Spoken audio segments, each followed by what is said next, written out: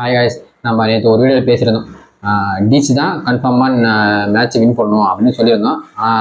நினச்ச மாதிரியே வந்து டிசி வின் பண்ணியாச்சு. ஸ்டார்டிங்கில் எல்லாத்தையும் வந்து ஒரு நல்ல பார்ட்னர்ஷிப் பண்ணும்போது 200+ அடிச்சாங்க. அதில் ஒரு 5 ரன் கம்மி தான். லாஸ்ட்டில் வந்து ஒரு 16 ஓவர் ஓரளவுக்கு ரன்னு போகல. லாஸ்ட் 2 தான் போட்டுச்சு. ஓகே, டிசி வந்து இது வந்து ஈஸியாக சேஸ் பண்ணிவிடுவோம் நினச்சா ஸ்டார்டிங்கில் ஒரு 2 wicket க்ளோஸ் தடவை முடிஞ்சு போச்சு. ஓகே, நம்ம சொன்னது படிக்காது, அவ்வளோதான் முடிஞ்சு போச்சு சொல்லிட்டு அதனால் மேட்ச் பார்க்கல, தூங்கிட்டேன். காலையிலேருந்து பார்த்தேன் சார். ஆனால் நம்ம யாரெல்லாம் அடிப்போன்னு பார்த்தோமோ அங்கே யாரும் அடிக்கவே இல்லை. புதுசாக அதான் இப்போ நம்ம லோக்கல் பிளேயர் இருக்காங்களே, இப்போ நம்ம வந்து இன்டர்நேஷ்னல் பிளேயர்லாம் நம்ம இந்தியாவிலே லோக்கல் பிளேயர்லாம் யார் ஓரளவு நல்லா ஆடுறாங்களோ அவங்களாம் கூட வந்து பேட்டிங் பண்ணுற வைக்கிறது.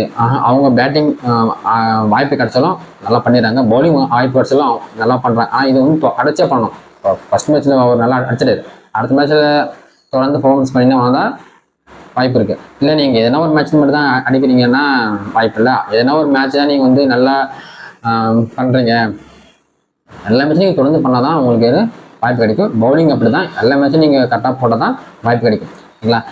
நாளைக்கு வந்து கேகேஆர் ப்ளஸ் ஆர்ஆர்.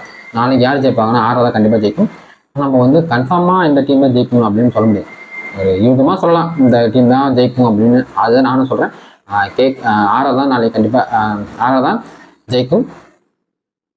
ரெண்டு டீமே ஒரே பேலன்ஸான டீம் தான். பேட்டிங் ஆகட்டும், பவுலிங் ஆகட்டும், ஆல்ரவுண்டர் எல்லாமே ஓரளவுக்கு ரெண்டு டீமுமே நல்லா பேலன்ஸாக இருக்கிற இந்த டீம் வந்து 8 விக்கெட். முதல்ல வந்து கேகேஆர் 4 மேட்சும் ஆர்ஆர் 4 மேட்சும் ரெண்டுமே பேலன்ஸாக தான் இருக்குது. எதுவுமே எதுவுமே கிடையாது. ஓகே, நாளைக்கு பார்ப்போம். நாளைக்கு என்னோடய கருத்துப்படி நாளைக்கு வந்து ஆர்ஆர் ஜெயிக்கும் வாய்ப்பு இருக்குது. பொறுத்து பார்ப்போம்.